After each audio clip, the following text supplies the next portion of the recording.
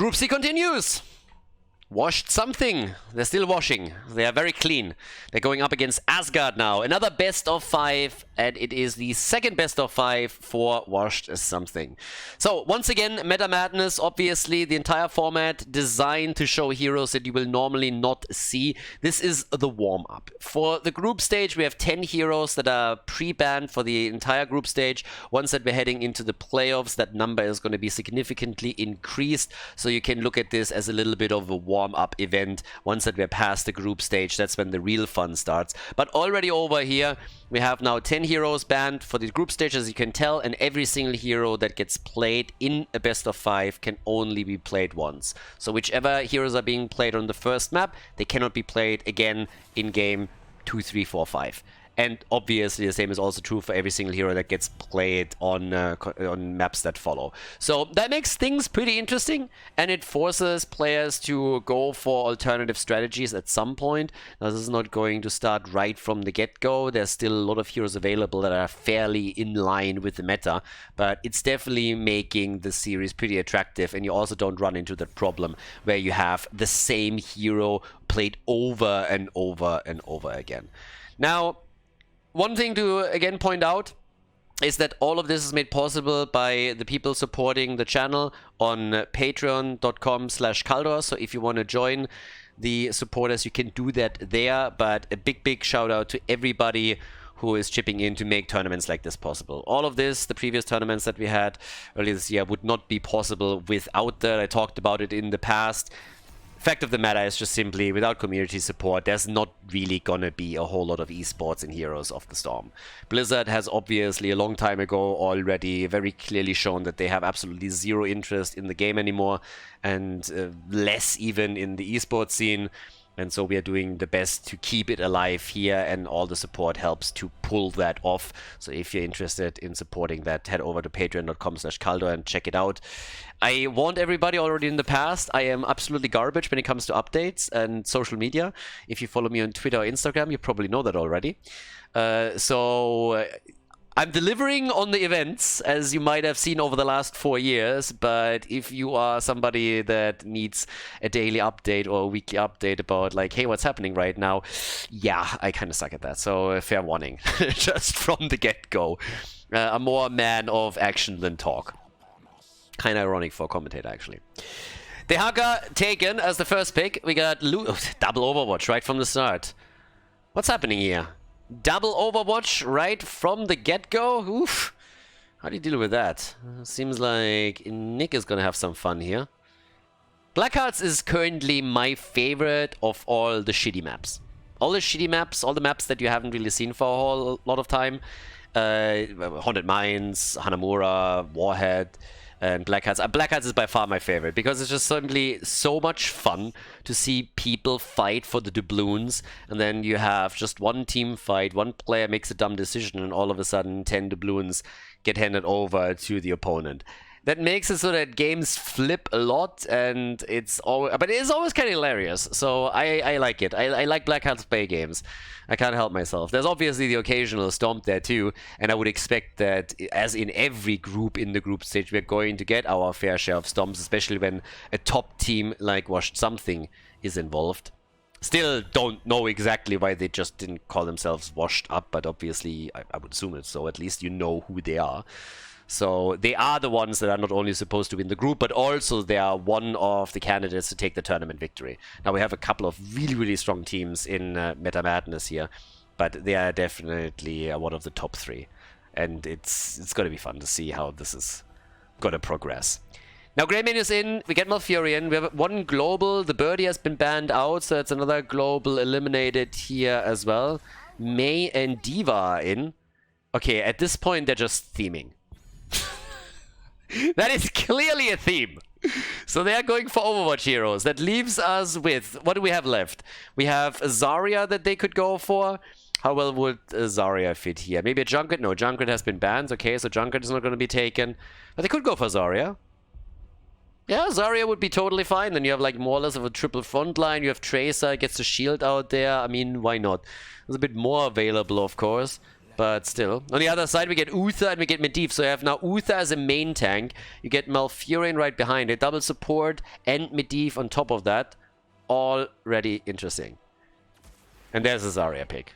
Alright, fair enough. Team Overwatch against Asgard. Let's go, everybody. Game number 1, Meta Madness. We are in Group C, and this is the first map of our second best of 5. Get ready for battle! Team Overwatch on the left in blue with Hazorbs on Zarya, Bad Benny on Mei, Copenhagen on Diva, Yasu on Lucio, and Nick is playing Tracer. They're going up against Team Asgard, and on the right side we have them spawn in red with Mr. Tycho on Grey Main, not Zap on Dehaka. We have a brown beard. Is that the little brother of Blackbeard, or what exactly is happening here?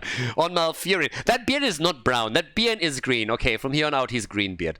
Gucci main is playing Uther, and we have Ethereal playing Medivh. All right, let's go. I actually can't believe that they went for the Overwatch team here. Hashtag overrated. Okay. The Hogger sitting in the middle, everybody else is already attacking at the bottom of the map in the hopes to take one of the towers down a notch. And yeah, Medivh is getting all the scouting information that he needs to prevent them from dying to a flank. Or at least you would hope so. And they already have a portal that allows them to move back out here. Yasu can to an extent control the portal a little bit, so he can at least do some work around this. Now, again, obviously, there's a little bit of funning around already going on here. So the blue team is by far the most favorite to get out of the group in first place. They've already dominated one of the matches that they played. Were able to win it with a 3-0. So here in game number 1, they're not going for the Cho'Gall pick. They're not dropping the Murky in.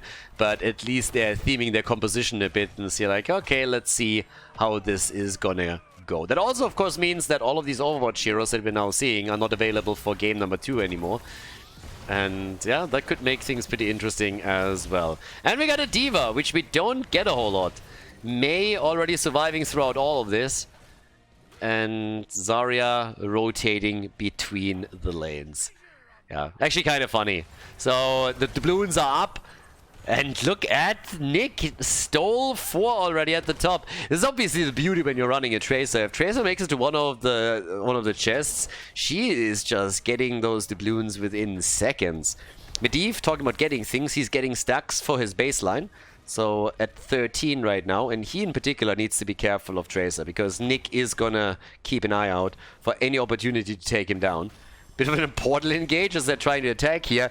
That's a bit of a ballsy move. Diva isn't here though, neither is Zarya, so the blue team is gonna give this one up. And Nick just moved in and tried to steal the doubloons but couldn't. So he's still sitting at 4. They have 16 doubloons in general. 16 already. Yeah, they crushed those first 2 chests. Absolutely. Now, we still have the attack right here for another small camp, and it's the red team that gets it. Yasu, yeah, they can't quite grab him here. Oh, well, actually, maybe they can. If Greymane would have been around here, I think he's dead. He's just gonna waste their time now. Oh, boy. The chase is on. Are they going for him? There's the root. That has to be a kill. Yes! Lucio's dead.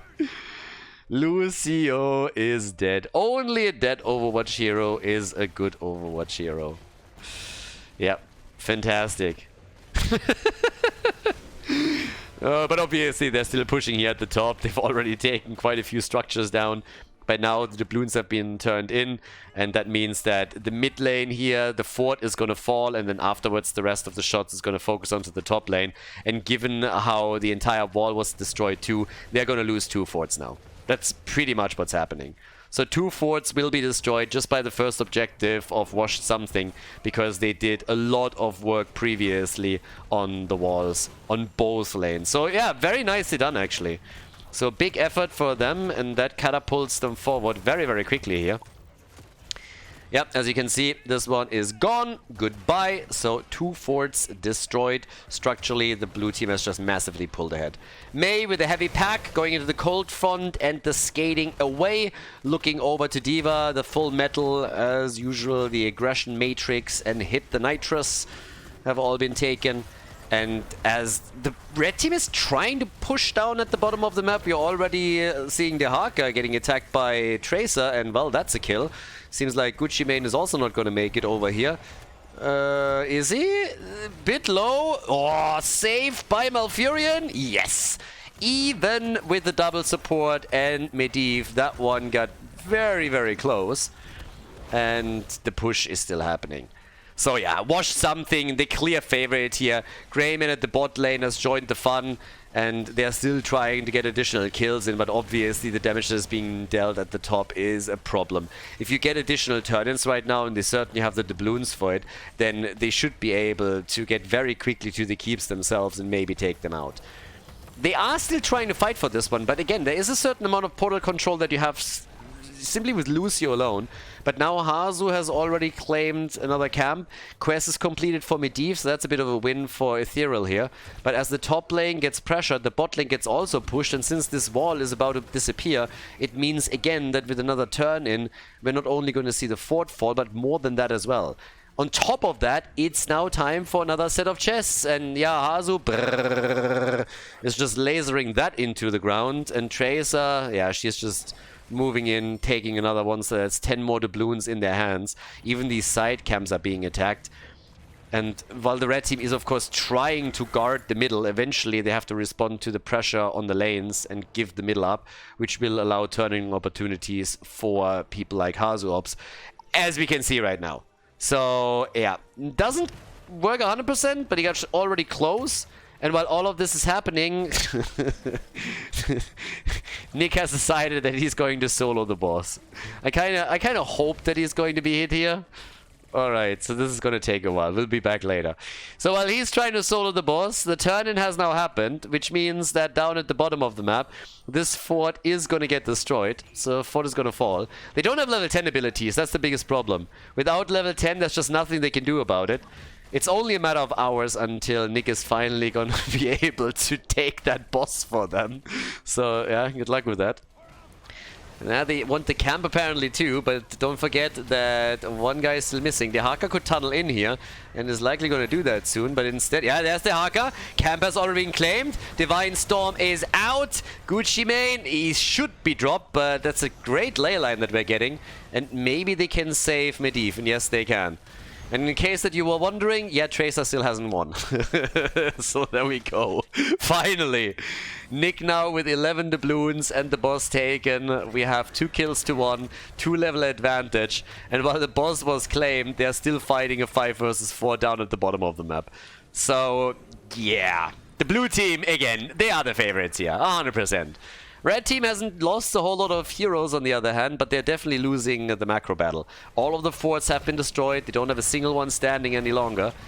And now Nick is joining the fight, and this is going to spell disaster for Team Asgard eventually. Already Nick moving in to take down Greenbeard. Malfurion is dead, Greymane is dead. Dehaka, yeah, even with the portal I don't think he's going to make it. Uther moving in, out, trying to just juke them, and he can't pull that off either.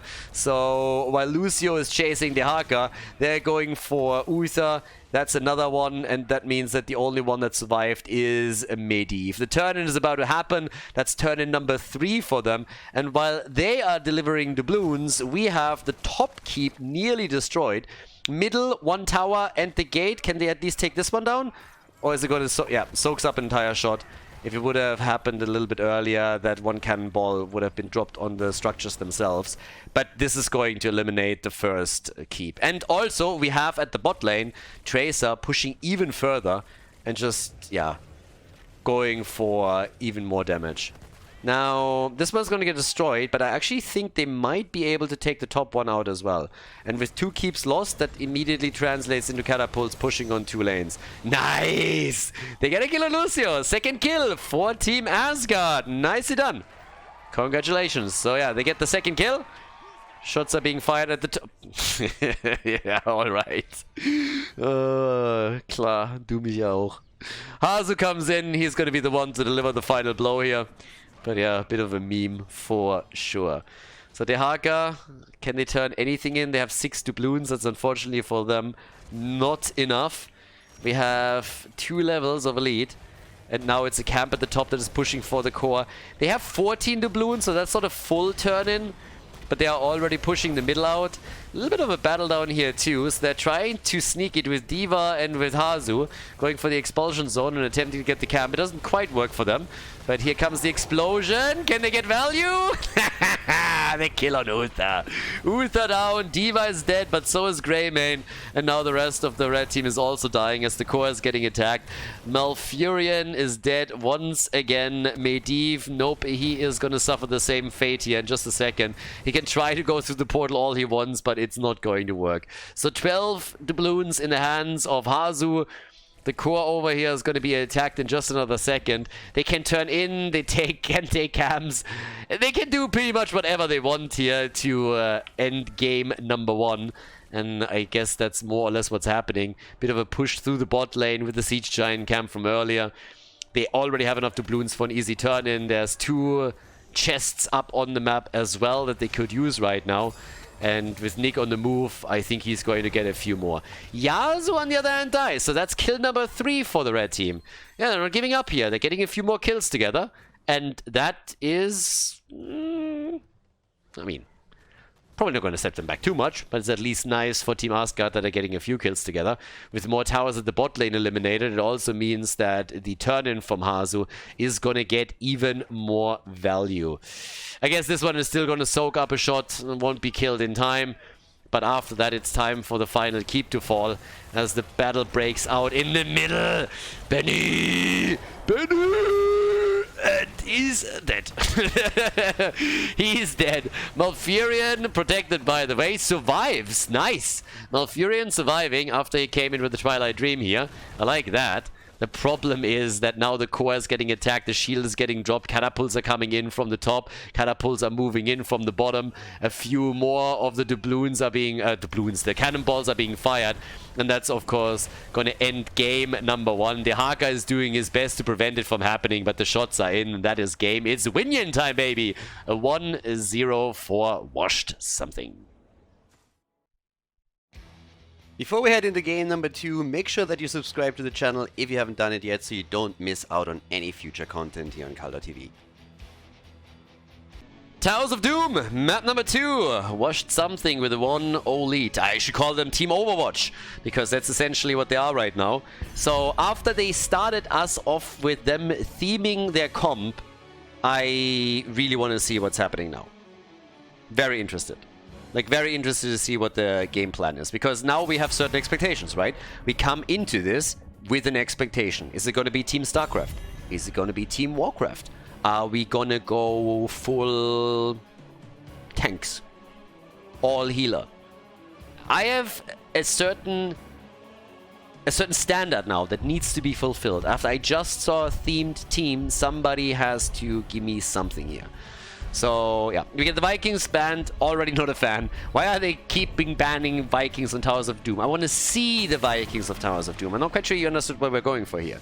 So, yeah, and we get Junkrat. So apparently they're still a little bit salty that they just lost against the Overwatch heroes, so instead they're just saying, you know what, we are banning out the rest of them because we just hate them now. Nuburak gets also wrecked. No cockroaches in this game. I don't envy them when it comes to banning right now. I really don't. You're looking over to an opponent that you know is technically just like way better than you.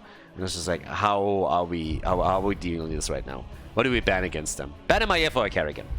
Get rid of something like that. If you know when Nick is playing it, he's going to rip you apart. He has enough other choices, but don't give him any of those. They banned Abathur. Now I'm doubly sad. Oh, it's a StarCraft team. It's a StarCraft team. If you are starting with an Artanis pick on Towers of Doom, it's a StarCraft team. Okay, Jimmy, Tychus, Stukov. The Hogger was already picked, so can't go for him. That would give us a nice backbone for the draft. Blaze is completely banned again. Down here is the 10. But yeah, so we have a few more options, but it's a StarCraft team.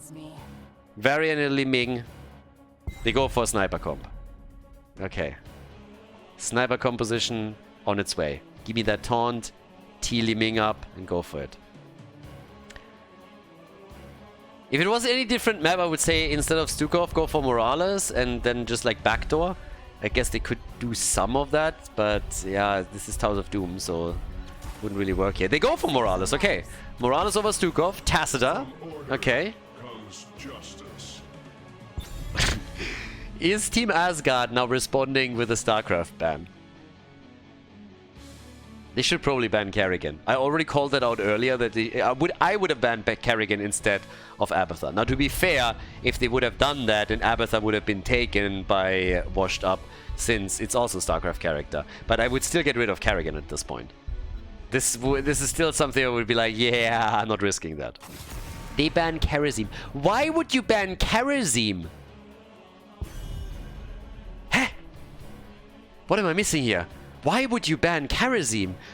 I mean, first of all, you're going up against Nyx, so you already want to ban some of those strong heroes over there. Then they already have a support. And in addition to that, they're clearly going for a StarCraft team. So, what? That's what I call a bullshit ban. Urel gets banned on the other side. But yeah, that's a wild ban. I suppose because of the palm. I suppose they really thought that with Varian coming in with Taunt and then them trying to kill somebody, that the palm of Kharazim could maybe save someone, and that Washed Something would have been tempted to go into a double support with Morales and Kharazim. It's the only explanation I can come up with. They're picking him away. They're picking at least Zeratul away, but still, you have Nova, you have Kerrigan. Way too much good stuff still out there that is StarCraft themed. Alright. Come on, what's it gonna be? I mean, it is Towers of Doom. I'm not sure if they can pull off a Nova here. Alarak, okay, Alarak Phoenix. This is dirty enough. Dirty enough. A little bit too Protoss heavy, if you ask me. So they pretty much went full Protoss on this one. Which I hate even more. Screw Protoss. Stupid A-move race, seriously. Zero skill. At least give me Terran. If you're one of the cool boys, then you play Zerg, obviously. Duh. But yeah, Protoss, ugh, it's disgusting. It's absolutely disgusting. Leo is here to take the trash out. Alright. Towers of Doom, everybody. Let's go. Game number 2. Watch Something with a Protoss build plus Morales going up against Team Asgard on, yeah, Towers of Doom. And Taro Adun washed Something. Apparently they're washing Protoss today. So, on the left side, we got Hazo Ops on Tacita, Yazu on Morales. We have Nick on Alarak, Copenhagen on Phoenix, and Bad Benny on Artanis. On the right side of the map, Asgard with Not Zap on Leoric. We got Gucci Mane on Varian. Ethereal is currently playing Liming, Brownbeard on Stukov, and Mr. Tycho on Zeratul. Now, I gotta admit that I'm a little bit disappointed in the blue team, because why play Morales?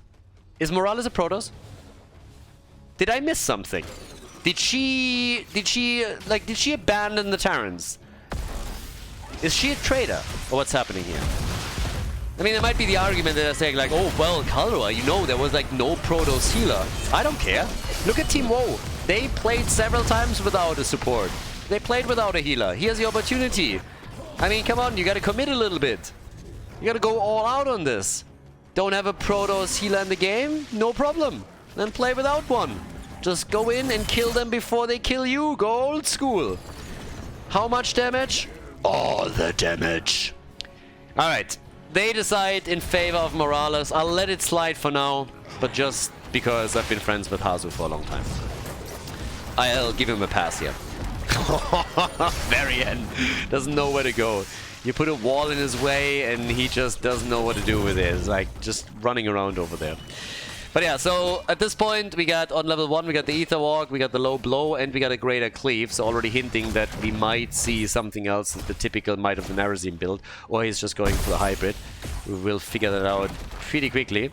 Copenhagen, Phoenix at the top lane. Phoenix is a really good side laner. It's something that a lot of people are not really all that aware of, but he has pretty much everything that you want from a side laner. He has AoE damage, he has the shield, which gives him a certain amount of self-sustain that he has on the lane, and with the warp he also has a nice escape tool. The problem if you play him into the side lane is that normally you only do that when you don't have a dedicated side laner, which is normally a melee, so then you're playing with a single front line, and that makes things a bit dicey. But in the days of old, occasionally in HGC, especially on the NA side, you've seen a Phoenix side laning on, let's say, Braxis. So it's not really a very typical thing to see, but it has been done in the past, and he has everything that you want from a side laner, as I mentioned. But yeah, so we're level 4, we're now getting also the Psionic Synergy here, we got the reactive parry, and already Benny is doing his thing there at the front. Gets healed from Morales the entire... Do you think that Protoss feel dirty when they get healed by Terrans? Do you think that's a thing? I mean, Protoss are inherently arrogant. Probably the most arrogant race that exists in the universe of StarCraft. I mean, maybe the Xel'Naga a little bit more arrogant, who knows? But like, the Protoss are pretty much high up there. These guys are so full of themselves, it's absolutely disgusting. Do you think they are looking at Terrans and Zerg, the inferior races, and they're just saying like, ugh, I'm being healed by a human, by a Terran, ugh. Yeah, Protoss are just not okay. No, not at all. Probably the most bigoted race in all of StarCraft, which says a lot about you when you're playing Protoss. That's why everybody should stop playing Protoss. It's a disgusting race. Horrible race. Instead, you know, play something that needs some skill. Play Terran. Play Zerg. Go for it. You can thank me later. And they go for the kill. Or not. Okay, maybe not quite. But yeah, Gucci Mint is coming in. Comes straight with the taunt. We have Zeratul. Yeah, that's not happening. That is not happening. By the way, also a traitor. His teammates are all playing on the blue team, and what is he doing? First of all, he snuck it. It's a good job. I like it. But look at this. He's actually sitting there, and who's abandoning who? Is Morales abandoning the Terrans? Is Zeratul abandoning the Protoss? I can't keep up anymore. This lore is getting too confusing for me. But yeah, there's definitely mixed signals that are being sent by these guys. We have a kill against Tacita. No counter kill just yet, but they got level 7. So that gives them a little bit of hits. And Zeratul is dead. The traitor has been killed. Another taunt on Artanis. How do you taunt Artanis? You can't just come in and go, you suck, because he knows it's true. So you can't taunt him with facts, I suppose. Maybe you just go for a mama joke. Your mama is so fat, Stitches hooks himself when he connects. Something like that. I don't know. But yeah, either way, something is going to trigger Artanis. It's a Protoss after all, so yeah. Varian is already practicing in front of a mirror. Varian has the best mama jokes, I'm telling you. Makes everybody angry, as you can see. He has a huge repertoire. He has to taunt people all day, every day, so obviously I got all the news. That grenade! That grenade would have been what kills Leo, and he misses it completely. Yasu, not like this. Not like this. Shots fired. They got 2 out of the 3. So now we have 36 to 32 points on the core over here. By now we get the Calamity. And we get the Drain Momentum. Topside, Copenhagen. Do you think that Heroes has HR? Like as a game? Is that a thing? I mean, Leo, like, what happens? Guys, you know what we really needed? There was a series back in the Diablo 1 or 2 days that was just making fun about, you know, Diablo and porting some of those scenarios over into what would happen if this would play out in the actual universe. Can you imagine if there was a comic that was just suggesting that there's an HR department for Heroes of the Storm characters and Leo being constantly called into HR because he's touching women inappropriately with his Drain Hope? It's like, dude, that's not okay. You can't touch it. But I would have died. I needed to touch someone. It was like, yeah, you can't do that. Sorry. gets called in over and over again, and eventually they have to fire him. I think that's the lore that we needed. That's the lore that we need. Did you ask for permission first? Did you ask for permission? Say hello to your sister for me. Honestly, if somebody would do that, it would be fucking great. Oh. It's a medivac! Assistance is coming! Zeratul is dead! And they all try and kill Leo, and they're a little bit too late for it. Oh, that's just sad. That's just absolutely sad over here. Alright. 6 kills to 1! They came too late. They went for the cavalry and they couldn't pull it off. We got a fight down here at the bottom. Nice! He went for the black hole and just pushed him out of the camp to claim him. Oh boy. Gucci main over here. Come on, boy. You can do it. I believe! Nah. I lied. I didn't believe. I didn't believe. But alright. So... Benny is also sitting tight. Yeah. Boom!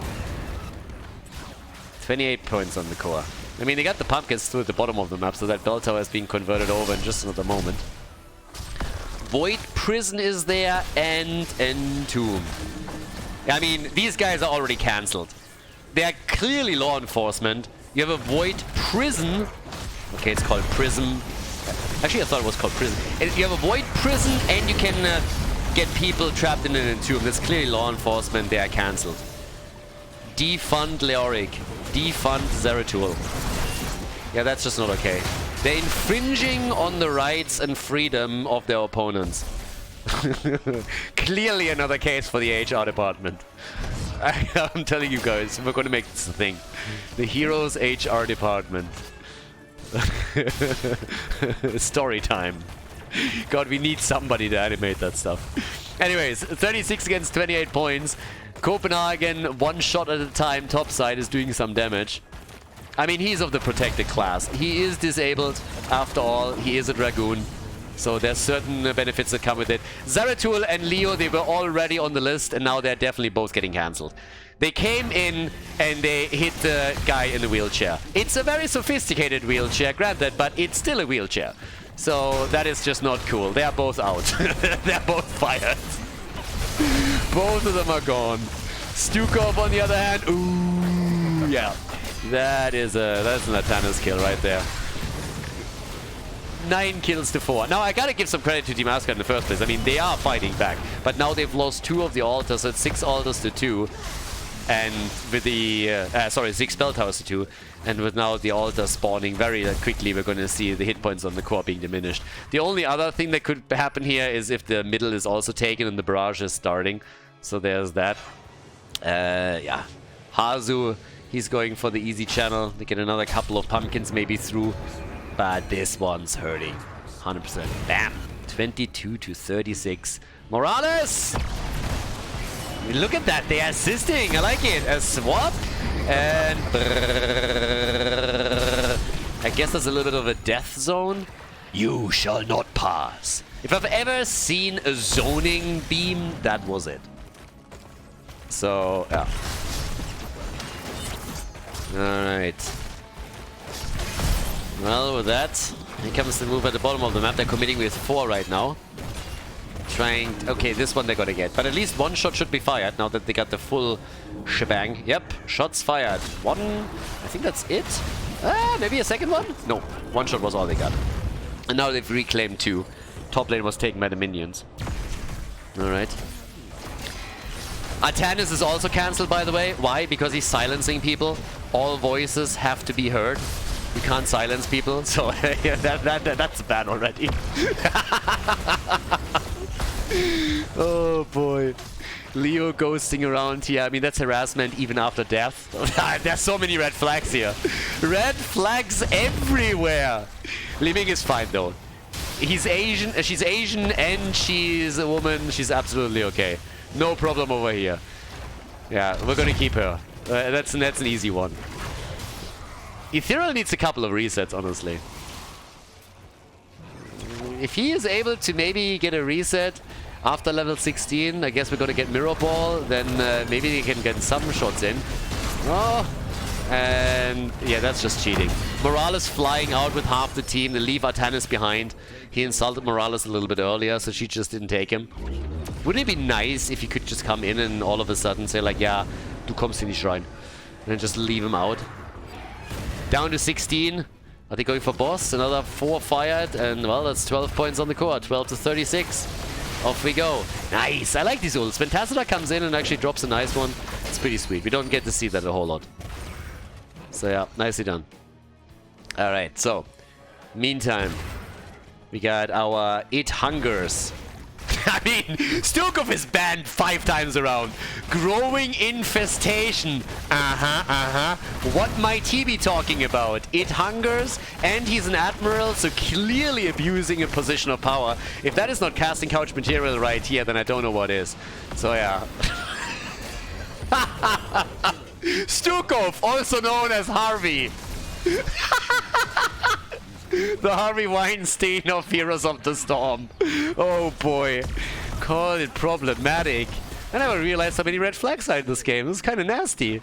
And it all was revealed because of an all Protoss team. Yeah. The Protoss are the worst.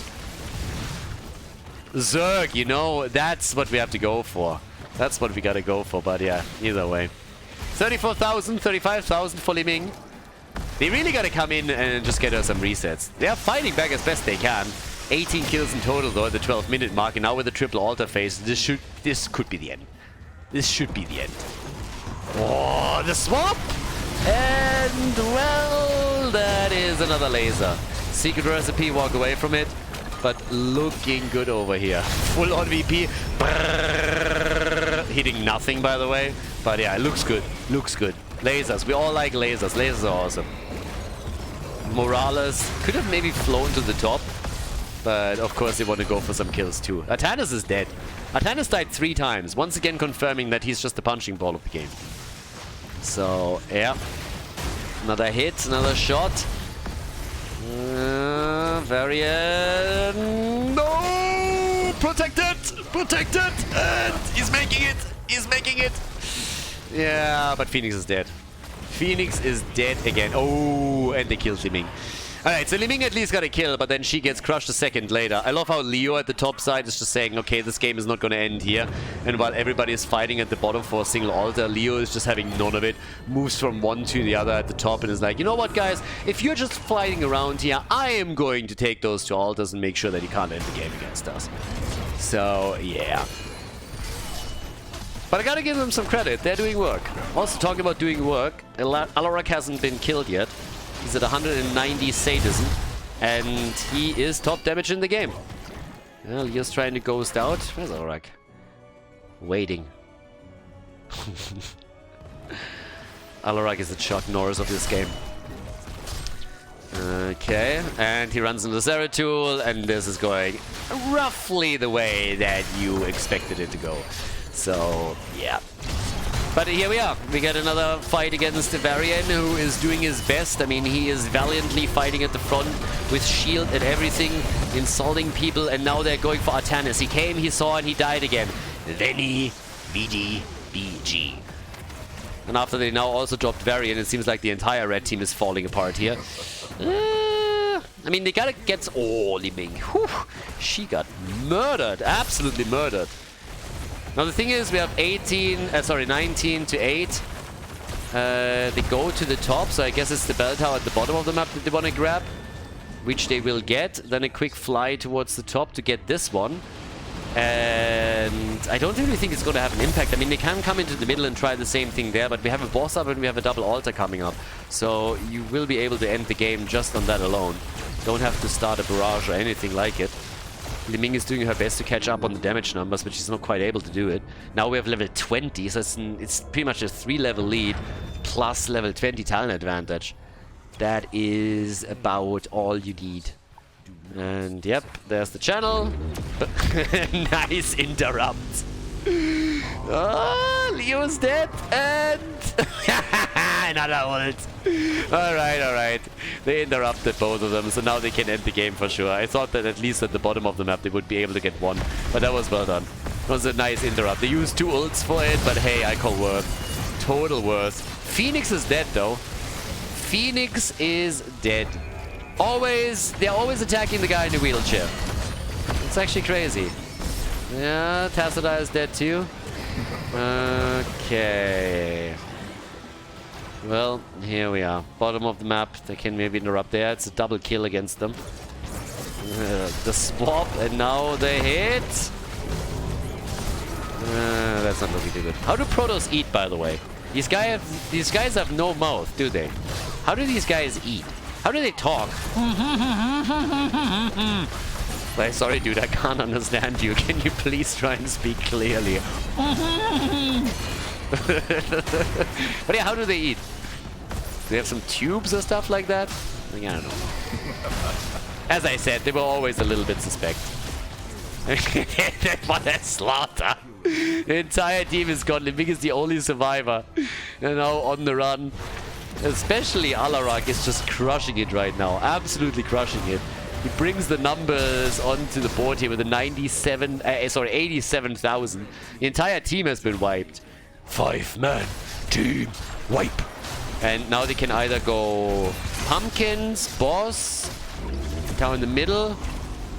And they're trying to laser Leo, I guess. With mixed results. That's a single digit. Single point on the core. And I guess it's pumpkin time. Well, it's both. Hanzo is also going for the bell tower in the middle. So I suppose whatever is faster. But this is a 2-0 lead for Washed something. So, yeah. And apparently they're trying to fly into enemy territory over here. They leave Alarak behind, though. Yep. Mid-air finish. Nice. Well done. GG.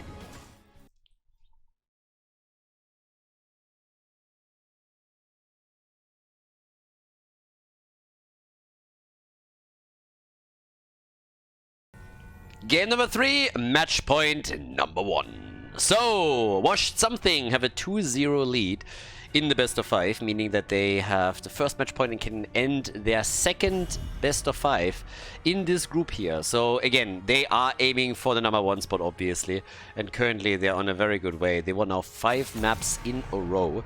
And at this point, you have 20 heroes that are banned, 30 in total, considering that you have 10 that are permabanned for the entire group stage. So that limits the pool a bit. The question is more so, what kind of theme are we getting this time? They went StarCraft, they went Overwatch. That leaves us with Diablo and Warcraft potentially. Unless they want to go for something completely different. There's obviously a lot of other stuff that you could do. Full on melee, all healer. So, plenty. I wouldn't mind a full healer lineup. I think that is technically still possible. Could get a little... Yeah, no, it's still possible.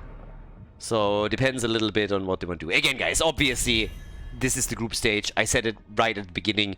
There will be matches where there is a bit of a skill gap. We opened the tournament this time up to the entire public. But believe me, everybody here is having quite some fun. Like, it's kind of cool to play in that format in the first place. And obviously, everybody is well aware who they're playing against. I mean, you play against former HGC pros. So, yeah. That should go. Bit like that. Karazim is banned again. I don't really blame them as a general ban because we've seen already some very aggressive Karazim plays in the past, and so yeah.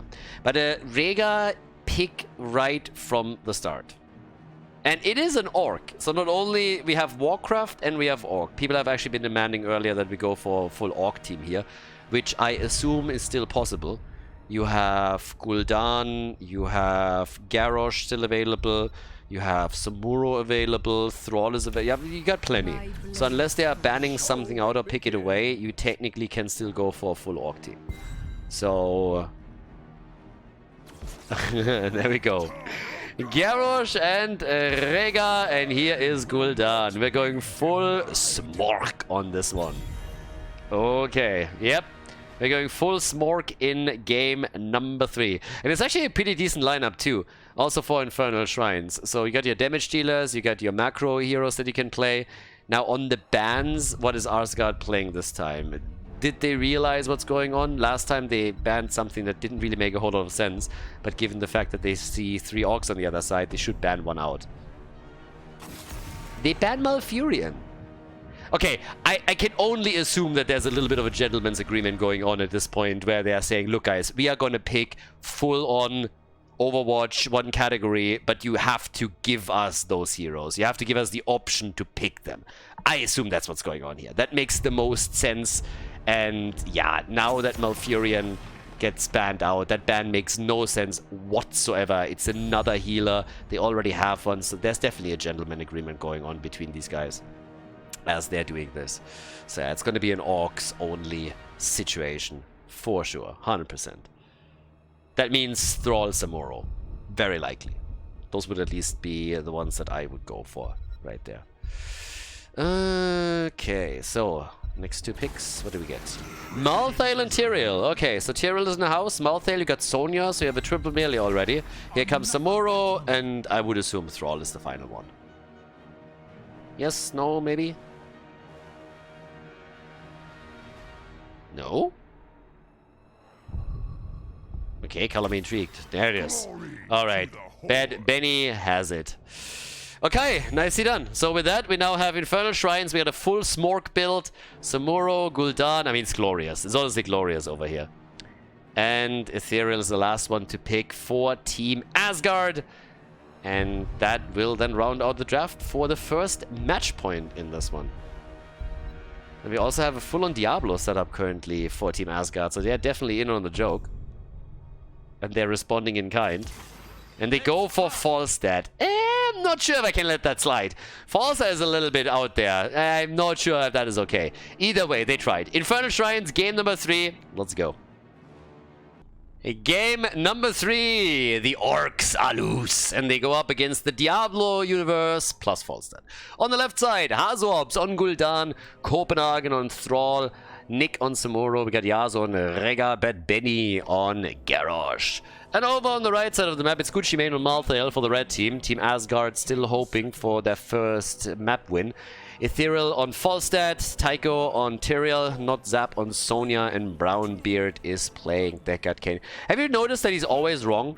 He had a green beard in the first one, now he's a grey beard, and in the one before, I didn't even know what it was, but it was definitely not brown. So he's always on the wrong side over there.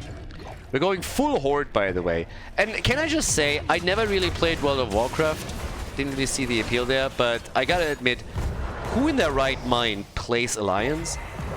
I mean, honestly, like, who in their right mind plays Alliance? If you have the choice between the Horde and the Alliance, like, what are you gonna go for? I mean, duh. So, if you want to be ruled by Anduin or whatever, then be my guest, but no, we're going full Smork on this one. So, 1 kill already. Malthael, the Angel of Death, has been deaded.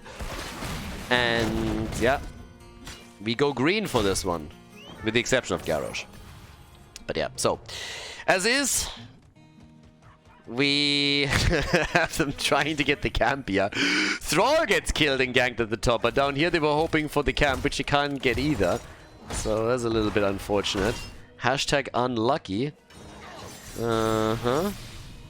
And with all 3 camps still up, I mean, they can fight it out for it. I like that Nick also went for Samuro. So we had already 1 game with Samuro. Actually, we had 2 games with Samuro and Abathar. And that is a deadly and dirty comp.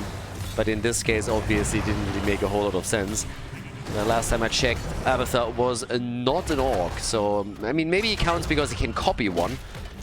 But I'm not quite sure if that's really a thing. So Sonya at the top gets taken down, got ganked up by Samuro and Thrall, the 2 of them tag teaming and pretty easily taking her down. And I will use that as my reminder for everybody. If you look at the top, like, check out this portrait. You see the portrait? Alright? And now think Eminem and orange wig. There's always a couple of people that haven't really thought about this and have never heard it. And I just love ruining Sonya for people. She got ruined for me, and now you can't unsee that either. That is clearly Eminem with an orange wig. Like, you cannot deny that. So, this is one thing that you can now not unsee anymore. And if you haven't heard that before, then yeah, you're welcome. You're welcome. Way of the Wind and One with the Wind. Blizzard going deep on the farting jokes once again. But yeah, I'm gonna get the Shikuchi then later. We got the Potion of Shielding in over here as well. And with the build that we're seeing for Tyrael, it's obviously clear that they are very heavily thinking about going Judgment. And I would assume that Leap might also be part of this. So yeah, this is definitely a Judgment build. And if Sonya goes Leap, then we have quite a few things that they can stagger properly and how they can engage into things. So would be shocked if we're seeing anything else. Also makes a whole lot of sense given the meme factor that we currently get here. So yeah. Oh, that's a nice flip. Taiko still made it out. Got the old Druids to get away there. Good for him. We got the Hurricane. And Benny a bit low, but still alive. So he makes it out. Each team has taken their Shaman camp at the top, so we'll see who is going to dominate that. I guess it's going to be the blue team, considering that Zamora is helping to take this down. The longer the fight in the middle now lasts, the better for them, obviously. And yes, here we are. Level 7 kicking in any second. Look at Zamora coming in and trying to make minced meat of Falstad, and it's actually not looking too bad. Without the barrel roll, the birdie might have fallen here. Yeah, they're still all running. All of them are just trying to escape, which opens the entire shrine up to the blue team as they are about to lock in the first Punisher of the game. I have to admit that it's a bit of a weak move here by Thrall to not go for Crash Lightning. I mean, if you're already playing like full Orc build, you know, like Copen, please, like why wouldn't you go Trash Lightning? Go full on. Trash it up, baby. Trash Lightning all day, every day. Why is he going meta on this one? No. Yeah, nice connect over here. So still trying to take Sonya down. Talking about taking things down, there's an actual chance that the fort is going to be taken down here. We got some Arcane Sentries, and now they're also making another play for Malthael. Maybe they're not getting the thing, but it's going to be insanely low. If they're going to kill, they're definitely going to follow up.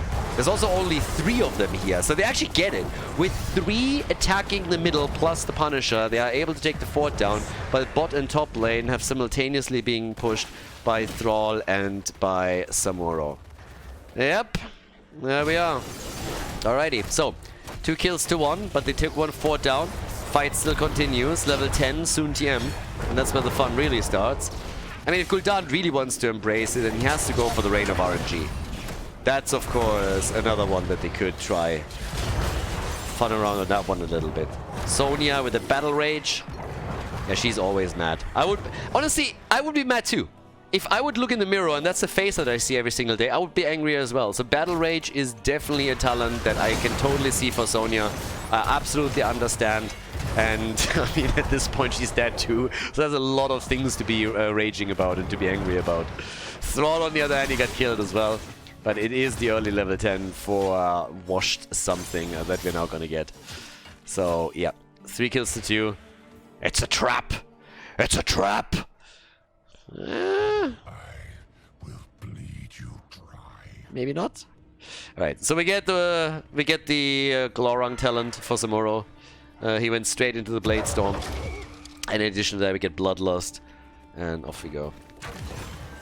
Honestly, Blade Storm has a special place in my heart because back in the days of Warcraft 3, I actually won a pretty big, well, at the time, pretty big Warcraft 3 tournament, and in the semi-final, the only reason why I won is because I had a solo Blade Master, and I got him to level 6 for Blade Storm. So yeah, that's why the talent has a little bit of a special place in my heart. Without that, I would have never won that semi-final. And the toughest opponent that I had in that tournament was in the semi-final. So yeah, Blade Storm, without that, I would have gotten murdered. So yeah, Blade Storm is awesome, which is also why it makes me a little bit sad that in this game, at least, it's not quite as impactful. In Warcraft 3, especially in the good old days before TFT, you could melt an entire army away with it, so it was super fun. Well, we got the leap. And the Sanctification, I'm honestly a little bit confused by this. The build has indicated from the get-go that he is going to aim for Judgment, and I was all here for the memes, but instead we're getting Sanctification, which is obviously, generally speaking, the more reasonable talent to take when you're playing on Infernal Shrines. But I thought we were fully embracing the memes here. Apparently we're not. We got the Bloodlust still to be used, so Rega, there's the opportunity. Come on. 8 seconds for Sundering. The flip, the taunt, the kill. Birdie down. Well, no, what? But hello? Birdie's still alive. Nick doesn't like it. Nick was going for it. He was like, I got that bird. Give me that bird. Nice save from Benny. Gets the heal from Rega as a bit of a thank you. Now they gotta all retreat here. Have used pretty much all their ults. So that might just be an objective that Asgard is gonna take, no? Maybe? Okay, they're still fighting for it. Backline is getting attacked. They got Kane doesn't like that at all. Here comes the birdie! Full set back to business.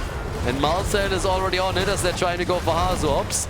Yeah, there's the taunt. Okay, they're making another play for Deckard Kane. And especially Nick is just whacking away at him.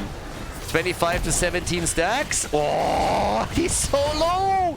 Rega could have killed him! One bite and he would have been dead. Get that leg, get it. 13, well, they got the talent advantage now. And Hanzo is also doing a pretty good job with his level 1. He's at 34 stacks already, so he's really getting the Echo Corruption going here. They're all lining up for him too. It's like the perfect hit. Sundering! Yes! And Sonya is dead. Took ages for the first hero to fall, but they get the Punisher. The Mortar Punisher is taken. The red team sneaks it. So now we have still a bit of an attempt to go for Tyrael, who has done a good job trying to evade his fate, but it's not working. Samuro has started to move into the middle. I mean, it's all about macro for him right now, as you can see here. Moves in straight away, Bladestorm after Bladestorm, is just trying to dive out of this. Thrall is up at the top, 6 kills to 2. And he makes it out. Nothing really is happening down at the bottom of the map where the Punisher is taking, I guess, the wall down, but obviously it's not really damaging the fort too much. Thrall has died twice, so Copen has been the only one on the blue team that has fallen thus far. And Nick is just doing what he does best here, annoy people. Somebody wants to half back, bam, interrupted. Get a kill opportunity, go for it. So they're trying to go for another camp. And Samuro is sitting at the top right camp. So is he actually going to try and take this one? Steal it away? Or is he just moving in from the side again? Gast! Oh! And, well, that's a dead Garrosh. Garrosh dead. Camp has been taken. And the rest of the team is on the run, with Thrall falling first and Hazu being a close second. 3 heroes dead in total. And as the bird flies in, he nearly gets killed by Nick. Now, Nick is actually doing a great job zoning this, which helps him to get damage on the keep. So now they gotta retreat and definitely save that. But, yeah, he's already more than enough. The catapult has to be eliminated, obviously, but it at least buys you some additional time while 3 of your heroes are dead. It's a little bit concerning to me how much the blue team is struggling with an all-orc team. We all know that if you're going for a full orc team, you should actually just play into the mid-game and your opponent surrenders. So, yeah. They're struggling a little bit too much for my liking here. But they have taken out the only fort in the game. Down to the bottom of the map though. Could they maybe get one too? Yeah, with Gul'dan arriving at the scene of the crime, highly unlikely. The man has too much AoE to be concerned by any of this. Oh! Rhaegar! Yeah, is he gonna get away? Yeah, the doggy with the big bite. Nice. Had to use Sundering too to save him, but it worked. And they are able to save pretty much everybody. Now here comes Gul'dan. And that Horrify was on point. Gust had to be used. And they're still attempting to follow it. Sanctification even getting dropped. Damn, they're all going for all the moves. Mr. Taiko is dead. He's the first one to fall. So Tyrael is down. But can they get more than that? It doesn't seem like it. But if they can go into... Oh, the flip! And yeah, that should be it, right? I mean, this made it out still. Okay. A little bit more nimble here than I expected him to be. I thought that's the end of Malthael, but no, he's able to escape. Another shrine is activating. Do they go for that, or do they try and damage the keep a bit further? There's also a fort at the bot lane that they should consider. 16 is ready. We now have the harsh winds after the Shikuchi. Harsh winds happen... wait a second. Can they get the hit in here? No. So the harsh winds, they happen after the Chili con Carne. Is pretty much what the talent description says. I'm not quite sure if you ever read it, but yeah, you would be surprised. Sonya is just jumping all over the place. Whoa! Another hit, another isolation, and that is a dead hero. Maybe they used a few too many ults for that, but I mean, it worked. They kind of used all their ults for this one. So, not sure if that was really worth it. Samuro is threatening the top a little bit. Falset is already baited back. The more they wait, the more time for Thrall to get back into it. So there's still a chance that they can take that fight again. But yep, there's another taunt. Horrify, careful. Benny! Benny! And they kill Sonya. Yeah, Eminem goes Mom Spaghetti, so he's down. They go for Gucci Mane. And that is 1 kill, that's 2 kills. I suppose that Tyrell might have a chance to turn this around a little bit, but now that Garrosh is also starting to join the fun, it's highly unlikely. Yeah, he's not gonna pull it off anymore. They did way too good of a job CCing him after Benny arrived. And since we are still seeing also Samuro focusing on the mid lane, the rest of the team is now trying to drift out a little bit. Some on the shrine for the objective. Hanzo in this case is all the way up at the top, so he's going to try and take the fort down. That's not going to be a problem. 11 kills to 6. And here comes the push through the middle as Nick is still doing damage. Not taking it down yet, but dealing with it quite nicely. Sonya, she has a lead back. But of course, this is also the lane where the objective is going to attack, so that's a problem. And yeah, here we are again. 109 stacks for Falstad. He's sitting at 31,000 damage together with that. Nick still made it out. This is kind of nuts. Yeah, it's insane. Honestly, a good Samuro player is so annoying to deal with. And he is doing this fairly well here. So he's making them chase him over and over again. It just works so well. Now that they're attacking the middle, yeah, of course, trying to bait the Punisher around a bit, but it doesn't change the fact that the keep is going to fall 100%. If you can get a couple of kills here, then it's going to be game. That's more or less what they are waiting for. But Benny dies. So with Benny dead, the defense is now a lot more likely. Yeah, Punisher jumps in again. Sanctification used to save Malthael, alright. But it's not over yet. The fort at the bottom of the map has also been destroyed. Nobody dealt with those minion waves that I pointed out earlier. The leap misses. Yeah, I mean, again, they are going to get level 20. This time, at least, Asgard was able to defend. Gul'dan is now dealing with the bot lane to doing his thing, but yeah, here we go. Synergy, of course, with the Ruinous Affliction is now in. So he has the Echoed Corruption and Ruinous Affliction together. The level 20 kicking in for him. I suppose we're going to get the Haunt here. No, we actually get the Demonic Circle. Alright, so a little bit more Gul'dan shenanigans that he can go for. Gladiator's Warshout, also the Windstrider. Sonya is dead. They're fighting against level 20. That's rarely a good idea. 1 kill, 2 kill. It's a 2-for-2 trade. Sonya and Tyrael for Rhaegar and Thrall. They're still going for the Saki. Hanzo Ops has not quite gone the build, but yep, there we go. And now he's all alone. And he made it back out, but only down here. Little ruse that he had set for them, but it did not work out, and now Nick is likely gonna fall too. Gets gusted, and if he doesn't get an ability right... Okay, he actually makes it. Wow. He got out. Not too shabby. Look at you, Nick. How much siege damage does he have by now? 130,000. 100... No, actually it's Gul'dan. Yeah, that makes a little bit more sense. Still, 95k isn't too bad. It's more than anybody on the side of Team Asgard has.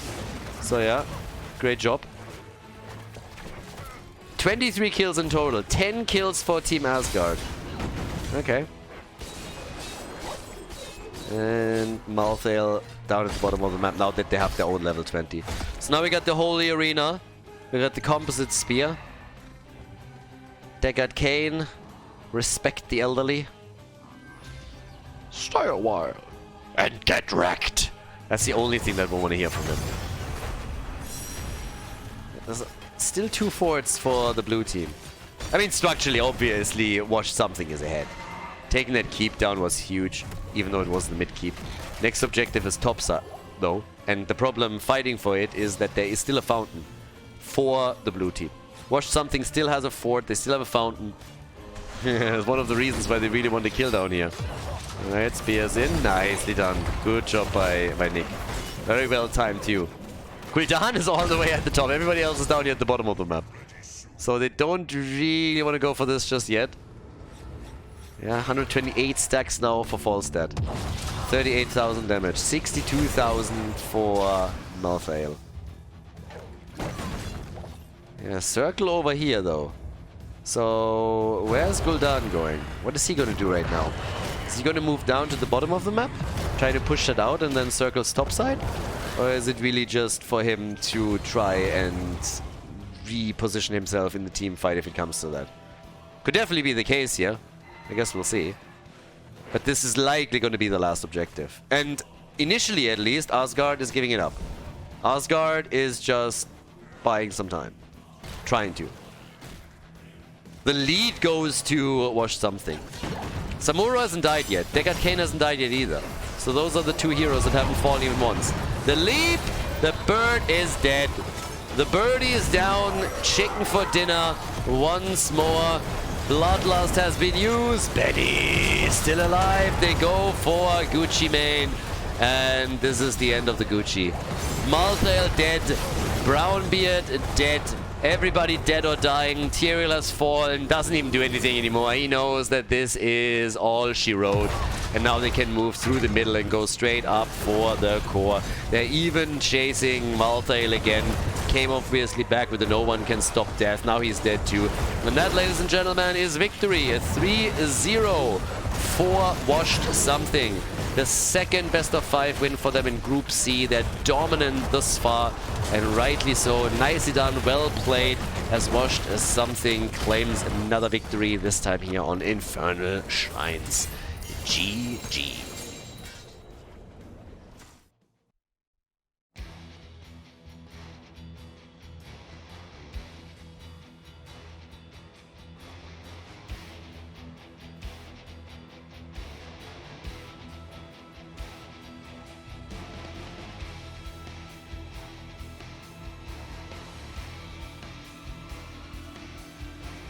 Thank you everybody for watching the video today. I hope that you enjoyed the show and the commentary.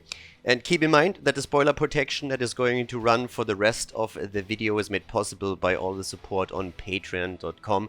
So guys, if you want to support my work, if you want to help me start new projects and keep the spoiler protection in place, please consider heading over to patreon.com/Khaldor. There's also a link in the YouTube description, and check that out. Thanks in advance, and see you guys next time with more esports coverage here on Khaldor TV. Have a great day.